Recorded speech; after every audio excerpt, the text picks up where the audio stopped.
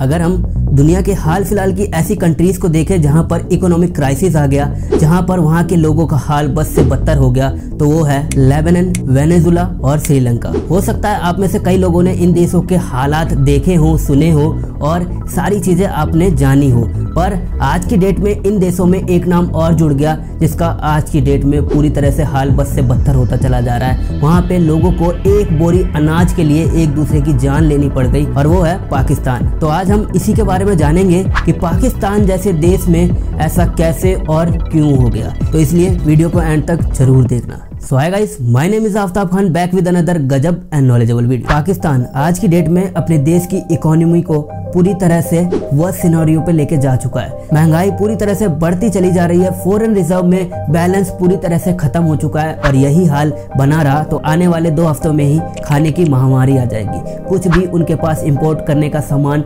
नहीं आ पाएगा just because of उनके पास फॉरेन रिजर्व में बैलेंस खत्म हो चुका होगा।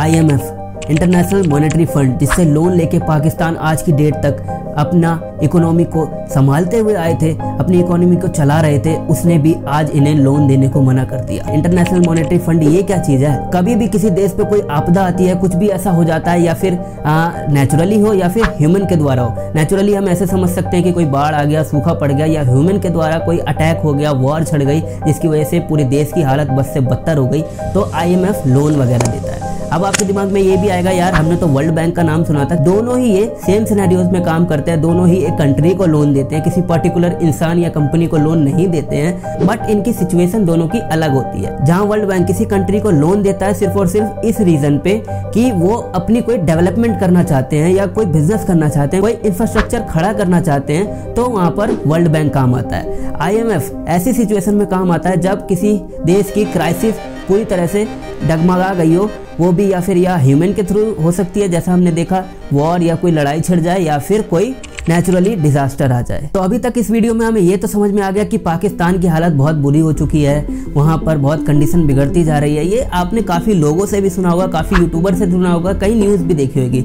अब और भी सवाल हमारे दिमाग में आते हैं कि आखिरकार IMF जब किसी देश को लोन देता है इस रीज़न से कि उसकी कंडीशन सिचुएशन बिगड़ गई हो, इकोनॉमिक फाइनेंशियल क्राइसिस आ चुका हो, तो वहाँ पर IMF को खड़ा होना चाहिए, पर क्यों नहीं दे रहा है ऐसे टाइम पे। तो चलो अब ये समझते हैं कि ऐसा IMF ने क्यों किया। कन्वर्सेशन इस बीच हुई थी पाकिस्तान की और IMF की, दोनों की ही बातचीत छिड़ी, काफी लंबे टाइम से बात चल रही थी। IMF वाले लोग आए भी थे पाकिस्तान के पास उनसे बात करने के लिए, कुछ अपनी शर्त रखी थी उन्होंने, बट ये शर्तें रखोगे, हम आपके पास ये शर्तें रखते हैं, अगर आप इसे मान जाते हो तब हम आपको लोन दे सकते हैं। बट पाकिस्तान उन शर्तों को इस सिचुएशन में पूरा कर ही नहीं सकता है। बात यह है दरअसल कि पाकिस्तान ने अभी तक ऑलरेडी IMF वालों से 13 बार लोन ले चुके हैं, अलग अलग फाउंडेशन के नाम पे, अलग अलग चीज़ों के नाम पे, और ये रकम बिलियंस ऑफ डॉलर्स में है। तो बात यहाँ ये आती है कि पाकिस्तान ने इतनी बार IMF वालों से लोन लिया, बट कभी भी उन्हें देने की बात तो कही ही नहीं। कहीं ना कहीं जो भी लोन आता है उसका रिटर्न इन्हें नहीं मिल पाता है। अब देखो क्या हुआ, इन्होंने जो शर्तें धरी, कहीं ना कहीं प्राइम मिनिस्टर ने वहाँ के सारी चीज़ें बोल दी कि हम मानने को तैयार हैं, पर कहीं ना कहीं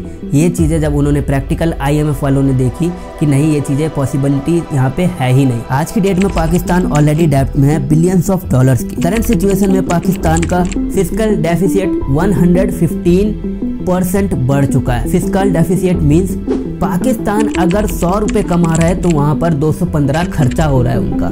मतलब आपके घर में 1000 रुपए आ रहे हैं और खर्चे 2000 रुपए के होते जा रहे हैं। इट मीन्स आप समझ सकते हो कि कैसे आपकी ग्रोथ पूरी लगातार नीचे चली आई है। और ये 1-2 साल की बात नहीं, हर साल इनका ग्रोथ ऐसी ही नॉन स्टॉप नीचे चलती चली गई। इनकी GDP में 78% रोल प्ले करता है डेट, उधार, कर्जा, लोन।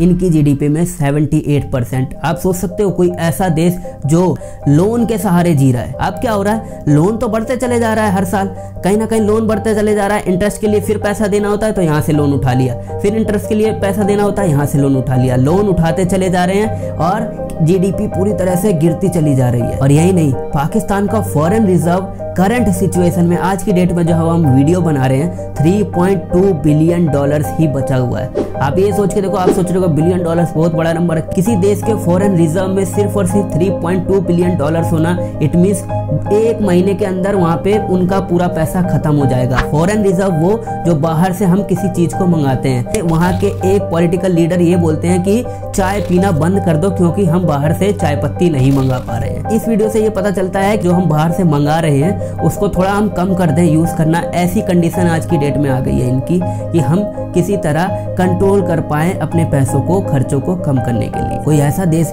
जिसकी वर्ल्ड में पॉपुलेशन 5th नंबर पे आती हो और वहां पे सिर्फ इतने पैसे बचना, फॉरेन रिजर्व में 3.2 बिलियन पे हम खुद अंदाजा लगा सकते हैं कि इतनी पॉपुलेशन में इतने कम पैसों में कैसे क्या हो सकता है। और रिजल्ट यही आ रहा है कि दिन ब दिन वहां महंगाई बढ़ती चली जा रही है। अपने ही देश में आप देख लो, अगर 7 या 8% की महंगाई बढ़ जाती है तो हम लोग हल्ला मचाने लग जाते हैं, पागल हो जाते हैं, सबके सब शोर मचाने लग जाते हैं, न्यूज़ पे आर्टिकल छपने लग जाते हैं कि आज 7-8% बढ़ गई।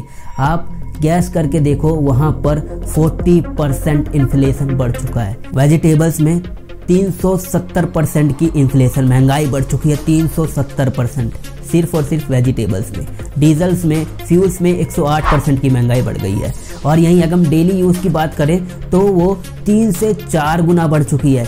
अगर हम यहाँ के मुकाबले अनियन को ले लें, नॉनवेज को ले लें तो 1,000 रुपये किलो वहाँ पर आज की डेट में वो बिक रहा है। ये आप एक वीडियो भी देख सकते हो, एक दिल दहला देने वाली वीडियो इंटरनेट पे दिखाई दी पाकिस्तान क्राइसिस के बाद, जिसमें कि एक बोरी अनाज के लिए पूरी जनता आपस में लड़ती चली गई और एक आदमी उसी भीड़ में दब गया और उसकी जान चली गई। देश का नाम है पाकिस्तान, लोग आटे के एक बैग के लिए आपस में लड़ते दिखाई दे रहे हैं। और ऐसी कंडीशन होने के बाद IMF ऐसी शर्त रख देती है कि अगर हमसे लोन चाहिए तो तुम्हें अपने देश में टैक्स बढ़ाना पड़ेगा और सब्सिडी को कम करना पड़ेगा।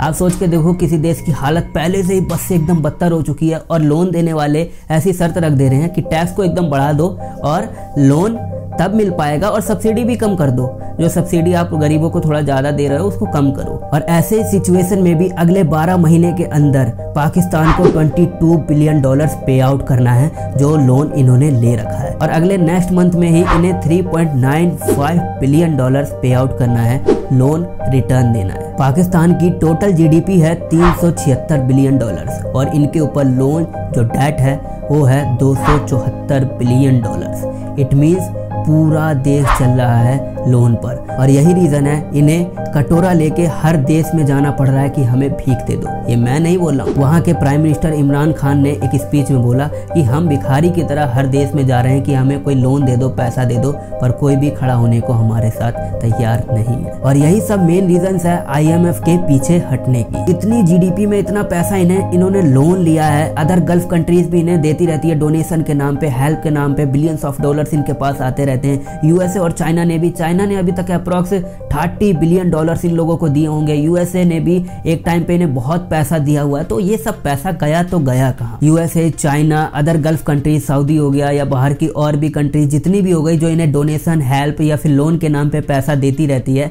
अब इनमें होता क्या है कि इनकी सोर्स ऑफ इकोनॉमी जो चल रही थी वो लोन और हेल्प पे चल रही थी। इन्होंने कभी भी किसी चीज पे ध्यान नहीं दिया, लाइक डेवलपमेंट, इंफ्रास्ट्रक्चर, बिजनेस या फिर टेक्नोलॉजी, किसी भी चीज पर इन्होंने अपने आप को ग्रो करने की कोशिश नहीं की। बस इनके दिमाग में ये होता था आ रहा है पैसा, आने दो, चल रहा है चलने दो, अपना तो काम चल ही रहा है। और इसका भुगतान आज की डेट में पाकिस्तान में रहने वाली वहाँ के लोगों को भरना पड़ रहा है। अब सवाल ये भी आता है कि हाँ यार, पैसा थोड़ा तो आया नहीं था, बहुत ज्यादा आया है, बिलियंस ऑफ डॉलर्स आए। USA, चाइना, IMF ने 13 बार इन्हें लोन दिया, अदर कंट्रीज ने डोनेशन और हेल्प के नाम पे पैसे दिए। कुछ तो किया होगा, कि कुछ तो नजर आया होगा कि हाँ कहीं भी पैसा लगाया हो जिससे इन्होंने ग्रोथ की हो। पाकिस्तान में आज की डेट में सबसे ज्यादा पावरफुल और रिच है वहाँ की आर्मी।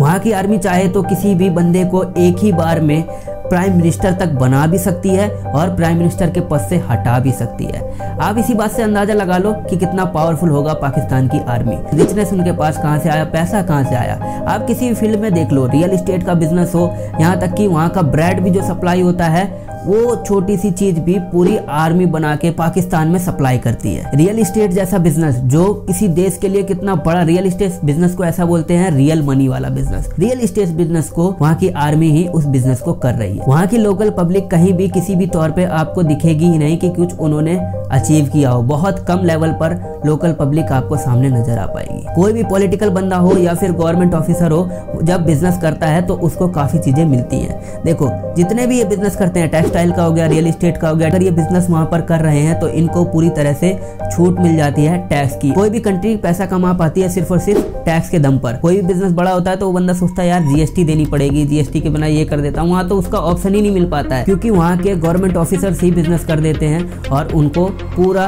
टैक्स फ्री बिजनेस मिल जाता है। ऑल अबाउट कंक्लूजन इस वीडियो से हम सबको ये सीख मिलती है कि कोई भी पर्टिकुलर इंसान हो या फिर कोई भी पर्टिकुलर कंट्री हो, अगर वो अपनी ग्रोथ खुद के दम पर नहीं कर रही है, वो ये सोच रही है कि कहीं से पैसा हमारे पास आ रहा है, कोई दे रहा है, चलने दो, चल रहा है जैसा चल रहा है, पर एट दी एंड उसका रिजल्ट बहुत खराब आता है। चैनल को सब्सक्राइब करके बेल आइकन दबा देना ताकि वीडियो अपलोड होते ही आपके पास नोटिफिकेशन पहुंच जाए, आप एक नॉलेजेबल कंटेंट कंज्यूम कर पाए। तब तक के लिए बाय बाय, सी या।